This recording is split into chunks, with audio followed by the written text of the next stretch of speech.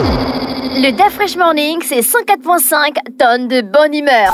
Tous les matins sur Urban FM. Urban FM, la meilleure radio de la capitale. Vous êtes sur les 104.5 Urban FM, la station urbaine, et vous écoutez le Da Fresh Morning, le réveil matinal le plus haut de la capitale, sur la radio le plus haut de la capitale. Ce matin, on reçoit Mam Koumb. Elle est autrice, c'est comme ça qu'on dit, Mam Koumb. Bonjour. Bonjour. Comment tu vas? Très bien, merci. On dit autrice ou bien auteur? On peut dire auteur avec. Oui, parce qu'avec. Il y a un nouveau langage qu'ils ont inventé, non, le langage inclusif, ou je ne sais pas trop. C'est ça, non, le langage inclusif. Donc, on dit auteur. Auteur avec. D'accord. Doctorante en psychologie et diplômée en médiation politique et culturelle. Médiation politique et culturelle, ça se mélange avec la psychologie. Alors, c'est une formation que j'ai eu à faire en master. L'idée, c'est que lorsqu'il y a des zones de conflit, de tout ordre, la culture intervient toujours pour réconcilier les gens. Et on donne une action politique à cette médiation. Mais si les cultures divergent dans les deux camps? Les cultures se ressemblent, se rassemblent et rassemblent les humanités. Il y a toujours un point commun. Exactement. Elle est actuellement en fonction au poste de chef de service au département des ressources humaines, spécialiste du programme de diversité et inclusion pour le compte du ministère de l'Éducation nationale et de l'État de l'Ohio, aux États-Unis. Tout à fait. Alors, j'ai la chance d'exercer pour ce qu'on peut appeler l'équivalent du ministère de l'Éducation nationale aux États-Unis. Je me charge du programme Inclusion et Diversité parce que l'Amérique est un pays où la force migratoire est très valorisée. Donc, nous concevons que dans les établissements primaires, secondaires et supérieurs, nous allons avoir des élèves ou des apprenants qui ont une autre culture que la culture américaine. Et donc, moi, je suis chargée de mettre en moyen tous les aspects, tous les matériaux qui permettront à ces enfants, malgré qu'ils arrivent d'une culture qui n'est pas locale, qu'ils puissent réussir comme les autres enfants qui sont nés en Amérique. Ça passe par la langue, l'art, la culture, ça passe par l'art culinaire pour les accueillir dans les structures d'apprentissage. Et donc tu vis dans la ville de Columbus aux États-Unis? Tout à fait, c'est une charmante ville d'à peine 1 million d'habitants. Charmante ville d'à peine 1 million, c'est ça que tu dis ça? À peine 1 million d'habitants parce que les États-Unis c'est très très grand, donc on est 1 million d'habitants. Moi j'appelle ça le Njolé des States. D'accord, ok. Et comment ça fait combien d'années tu es là-bas? Alors, à tout casser dans la ville de Columbus 7 ans, mais j'ai travaillé aux Nations Unies pendant à peu près 2 ans à l'époque à New York. Donc je vais dire que mon expérience américaine c'est peut-être bientôt 10 ans. En fait, tu te retrouves toujours où les cultures se rencontrent. C'est tout à fait ça, je suis formée pour. D'accord. Et donc, ce matin, tu nous présentes les nouvelles de Maroundou, c'est ça? Tout à fait. Les nouvelles de Maroundou, un recueil d'expériences ou d'histoires? Ce sont des histoires féminines et féministes de femmes. Et Maroundou est un alter ego que je confie à toutes les femmes. Maroundou parle pour celles qui ne peuvent pas ou ne veulent pas ou ne savent pas parler. Maroundou veut dire quoi? Maroundou, c'est une déesse de la mythologie Pounou du Gabon, du sud du Gabon. Donc Maroundou est une figure importante de notre mythologie parce que je viens du sud, je suis Pounou et Maroundou est une très... Et donc toi, étant dans la ville de Columbus, c'est Maroundou qui t'inspire avec toutes les personnes que tu croises là-bas. Il faut se créer ses propres repères. Il faut se créer ses repères. Malgré que je sois dans la ville de Columbus, dans l'Ohio, ma culture et ma tradition ne me quittent pas. Ça m'accompagne et ça me permet de vivre. C'est justement grâce à mon enracinement culturel que j'arrive à m'épanouir et me déployer dans un nouvel environnement. Et justement, quel est l'aspect de ta culture que tu mettais le plus en avant? Que je mettais le plus en avant ou tu mets le plus en avant? Alors, l'aspect de la culture que je mets le plus en avant, c'est la communauté. Nous sommes des peuples bantous, donc nous sommes communautaires. La vie dans des pays capitalistes nous demande l'isolement. Les gens vivent en monoparentalité, les gens vivent de manière isolée. Et donc, si on veut, quand on parle d'État, il faut faire communauté. Et donc moi, comme je suis habituée à ces aspects culturels où on fait communauté naturellement, ça m'aide à comprendre toutes ces populations que nous servons dans le cadre de mon emploi. Ça m'aide à comprendre les migrations, le flux migratoire de nos élèves, de nos enseignants. Et c'est parce que je suis très enracinée dans ma culture que je peux comprendre la culture d'autrui. Et je précise peut-être aussi que dans le district que je sers, donc le ministère, en tout cas pour les 112 écoles pour lesquelles je recrute activement, nous avons 49 nationalités différentes, dont 30 venant d'Afrique. D'Afrique centrale, d'Afrique de l'Est. Est-ce que tu avais déjà compris l'importance des traditions ici étant au Gabon, bien c'est là-bas aux États-Unis, parce que je sais que les Américains valorisent beaucoup les communautés. Ouais. Est-ce que c'est là-bas que tu es allé comprendre ça? Alors j'ai plutôt compris ce phénomène ici, un peu après mes études, en rentrant plutôt de France, parce qu'en allant en France pour quelques années, terminer mes masters, j'ai eu un gros choc culturel. Par contre, j'ai fait le choix de revenir, parce que je ne m'en sortais pas vraiment en France avec toute cette façon de vivre enfermée dans les bâtiments. J'avais encore, comme on dit, la fraîcheur du Gabon. Et donc j'ai fait le choix de revenir professionnellement d'abord, mais surtout culturellement, parce il me fallait sauter, reculer pour mieux sauter. Et donc, je suis venue m'enraciner par le processus d'initiation. J'ai commencé à écrire sur les confréries féminines gabonaises, donc Djembe, Ivanga, tous les rites des femmes du Gabon. J'avais besoin de m'enraciner quelque part pour devenir la femme que je devais présenter au monde. Donc, j'ai fait cette transition bien avant d'aller aux États-Unis. Est-ce que les recueils, les nouvelles de Maroundou ne sont pas des expériences en fond de toi dont tu veux transformer en fiction littéraire? Je laisse le choix au lecteur de choisir qui parle. Maroundou, c'est moi. Maroundou, c'est toi. Maroundou, ça peut être un peu de moi aussi. Voilà. Donc, Maroundou, c'est un alter ego que je propose comme alternative lorsqu'on suffoque, en fait. Mais Maroundou, c'est tout le monde. Et moi, je parle à la place de Maroundou, non, enfin, je parle pour Maroundou, mais Maroundou n'est qu'un prétexte pour dire aux femmes et aux hommes qui me liront qu'il y a toujours une petite voix en nous qui capture, qui enregistre, qui comprend tout. Est-ce que Maroundou rencontre à un moment de sa vie certaines difficultés? Oh, comme tous les êtres humains, bien sûr. Comme tous les êtres humains, Maroundou, c'est un parcours, c'est une histoire, c'est une culture, c'est une aventure. Après, ce que j'ai essayé de faire, c'est condenser ces histoires qui ne m'appartiennent pas toujours dans un recueil de nouvelles. Et donc, ce sont des nouvelles qui parlent de femmes. Est-ce que ces femmes sont moi? Je ne sais pas, je vous laisse Pourquoi découvrir. Tu as choisi seulement de parler de femmes? Parce que je suis à la tête d'une ONG depuis quelques années, Filles, Femmes et Fières. Et donc, je me rends compte que ce sont des histoires pour lesquelles j'accompagne des femmes, mais ce sont des histoires qui continuent à me marquer. Donc, dans ce recueil-là, spécifiquement, j'ai fait un bond en arrière dans ma mémoire pour parler des femmes que j'ai vues pour parler de la femme que j'ai été plus jeune. Donc, je parle des histoires de femmes parce que je pense que les femmes doivent parler, les femmes peuvent. Pourquoi tu écartes la justice? Pourquoi j'écarte la justice? La justice dans tes histoires. Comment ça, j'écarte la justice? Le bon grand de la bonne petite. Oui. Pourquoi ça s'arrête là? Pourquoi ça s'arrête là? Elle a été violée. C'est un viol.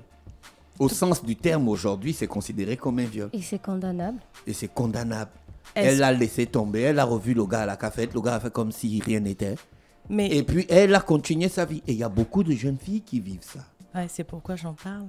Parce que c'est une expérience déjà vécue. Mais pourquoi tu ne vécue. continues pas dans l'affaire que quand tu te retrouves dans une telle situation, voici les dispositions que tu peux prendre? Parce que c'est un recueil de nouvelles qui vise d'abord à sensibiliser. Je suis contente que tu sois sensible parce que c'est une histoire qui m'a touchée personnellement. Est-ce que la loi est rétroactive? Il va falloir vérifier. Mais c'est surtout que dans cette nouvelle, le bon grand de la bonne petite, ce que je veux dire, c'est où se place la limite de l'amitié ou de l'amour. Est-ce que les jeunes filles d'aujourd'hui, on va continuer à les éduquer pour romancer dans la relation pendant que les jeunes hommes sont dans l'affirmation? C'est-à-dire qu'on est dans une société qui permet à l'homme de multiplier les rencontres et ne pas nécessairement poser l'aspect romantique. Mais nous, les femmes, nous sommes éduquées pour romancer l'amour, ce qui n'est pas toujours Explique, je ne comprends pas comment romancer l'amour. C'est-à-dire que C'était pas de sa faute, c'est normal, tout le monde vit ça.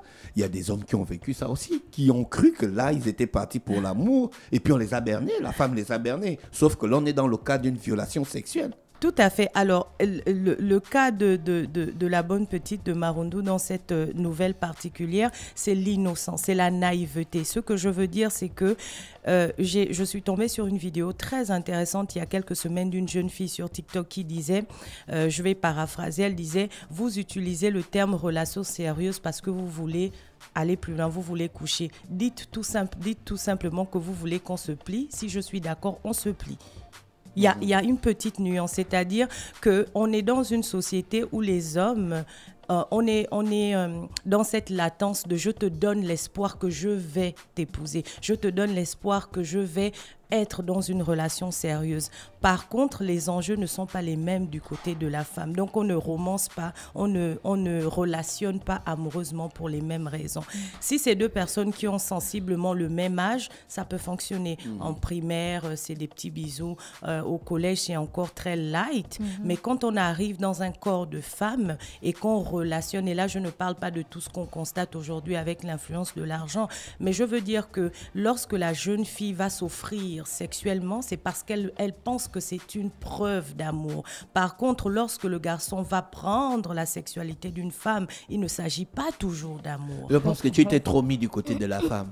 Je suis du côté côté de que la tu femme. condamnes la méchanceté de l'homme dans ton histoire. Alors, la méchanceté... Il est méchant. Oui, je reconnais qu'il est méchant et moi, j'ai passé le cap de cette histoire. Je peux en parler aujourd'hui parce que j'ai déjà opéré ma guérison. Mais ce que je veux dire, ce qui est important pour moi de ressortir dans cette nouvelle, c'est il y a une influence de ce qu'on peut appeler le garçon charismatique à qui on va faire confiance, qui va venir berner la fille et qui va la jeter comme une serviette en fait utilisée et elle ne sera plus recevable après, elle sera brisée. Ce que je dis, c'est qu'en bonnes intelligences dans les relations, soyons clairs. Je ne t'aime pas encore. Je n'ai peut-être pas envie de t'aimer, mais j'ai besoin de rencontrer ton corps. C'est une approche. On n'a pas besoin de faire semblant d'être dans une relation pour pouvoir se connaître. C'est un choix. C'est une façon de faire. Est-ce que tu penses que les femmes ne devraient plus avoir de sujets tabous? Moi, je crois que les femmes devraient justement délier les tabous pour leur propre bien-être d'abord. C'est d'abord mental. Si on vit avec des tabous, on ne sait pas dire à l'autre « j'ai mal ». On ne sait pas dire à l'autre « voici comment je veux être traitée ». Parce que les femmes elles-mêmes sont complètement, souvent pas toutes, mais détachées de leur humanité. On est conçu, on est éduqué pour aller servir autrui. C'est un petit peu ça qui nous embête. On est conçu, on est éduqué dans cette société pour aller servir l'homme, ensuite sa famille. C'est un très bel aspect de notre culture, mais avec j'ai envie de dire quoi, avec le métissage culturel qu'on vit aujourd'hui, il faudrait que quelqu'un s'asseye et qu'on trouve le juste milieu. Parce que nous sommes en Afrique, on veut vivre dans la culture, mais on est influencé par une culture qui n'est pas la nôtre. Dans notre société traditionnelle, par exemple, le bisou, le baiser à la télé n'existe pas. Moi, j'ai pas vu ma grand-mère faire ça avec mon grand-père, mais ils avaient des gestes de tendresse. Ouais. Par contre, on est bassiné toute la journée dans des contenus à la télévision où des personnes s'embrassent et on croit que c'est ça l'amour. Et ça, pour moi, c'est un problème. Est-ce qu'il faut plus faire ça? Est-ce qu'on devrait revenir à l'époque de nos grands-parents? Je sais pas. Mais asseyons-nous pour trouver le juste milieu parce que nous avons les clés de notre futur. En fonction du métissage culturel aussi de ton travail, est-ce que tu as une autre vision de la sexualité féminine? Ah oui, tout à fait. Moi, je commence d'abord par dire aux femmes, avant d'être la mère, l'épouse, l'amie, la chisa, la concubine de quelqu'un, qui es-tu? Qui es-tu dans tous les sens? Qui es-tu culturellement, spirituellement, mentalement et sexuellement? Est-ce que tu connais ton corps? Parce que c'est un véhicule qui va te transporter. La sexualité, c'est un moyen de communication, mais il faudrait que tu aies une base d'abord, en fait. Il faut que tu te connaisses en tant que femme. Et j'ai l'habitude de le dire parce que je tiens un podcast sur la sexualité féminine. Le premier orgasme d'une femme va arriver entre 28 et 30 ans. Donc, avant ça, on prend le risque de faire semblant. Et les hommes aussi sont parfois frustrés par ça, parce que les femmes elles-mêmes revendiquent des choses qu'elles ne connaissent pas. Moi, je dis, quelle que soit la façon dont on relationne avec quelqu'un, il faut avoir un capital culturel, spirituel, économique, sexuel et financier avant d'aller rencontrer autrui. Donc, dans ce capital sexuel-là, il s'agit de quoi? Il ne s'agit pas seulement de savoir comment calculer son cycle.